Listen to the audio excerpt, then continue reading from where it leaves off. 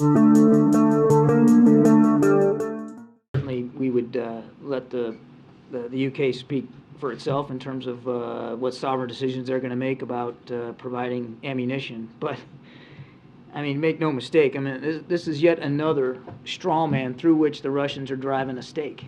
This kind of ammunition is fairly commonplace, been in use for decades. I think what's really going on here is Russia just doesn't want Ukraine to continue to take out its tanks and render them inoperative. And if that's really the concern, if the Russians are very concerned about their tanks staying fully operational, they can just take them across the border back into Russia and take them out of Ukraine. They don't belong there in the first place. That would be my recommendation if they're concerned about threats to their tanks. No change to our policy on fighter jets at this time. Nothing to speak to. I think the Pentagon laid out in more detail yesterday the decision-making on the Abrams tanks.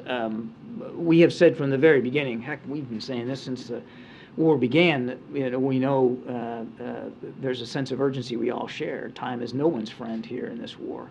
And that's why, really, throughout this long process, we have, at unprecedented speed, been able to provide capabilities to the Ukrainian armed forces. And that includes with small systems like Stingers and artillery ammunition to big systems. Now, the bigger systems, they take a little bit more time, and you got to make sure there's a supply chain in place. You got to make sure that the Ukrainian troops are trained.